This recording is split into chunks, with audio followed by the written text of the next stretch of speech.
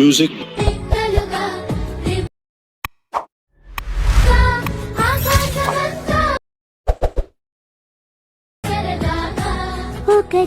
Once more! Once more! Once more!